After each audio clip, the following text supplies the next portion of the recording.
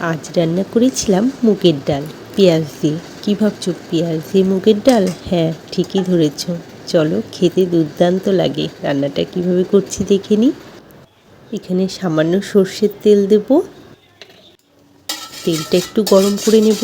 আমি মুগের ডালটা আগে থেকে একটু ধুয়ে রেখেছি, সেইটা এখন তেলের মধ্যে দিয়ে একটু ভেজে নেব।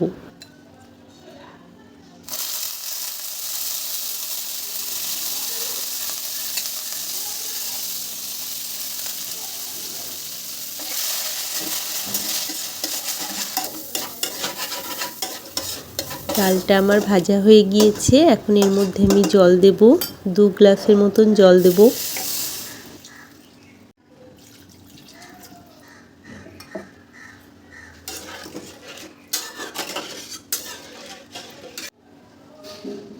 হলুদ আর লবণ দিয়ে আমি ডালটাকে 3 থেকে 4 মিনিটের মতন ঢাকা দেব। তবে মাঝে ঢাকনা সরিয়ে ডালটা একটু নেড়ে দিলে ভালো হয়।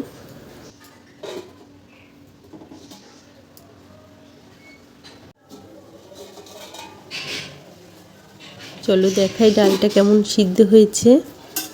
দেখো, ডাল ভালোভাবে সিদ্ধ হয়ে গিয়েছে। আমি কিন্তু মাঝে একবার ঢাকনা সরিয়ে ভালো করে নেড়ে দিয়েছিলাম।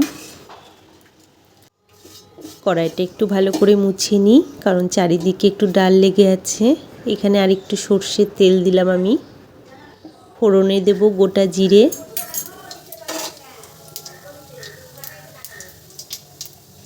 এখানে পেঁয়াজ আর কাঁচা লঙ্কা কেটে নিয়েছি, সেগুলো দিয়ে দিলাম।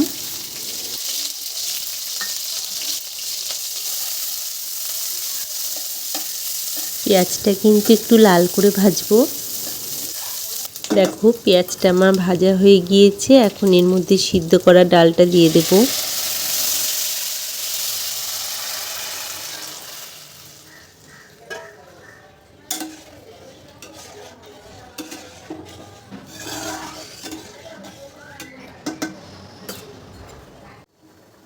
সামান্য চিনি দেব।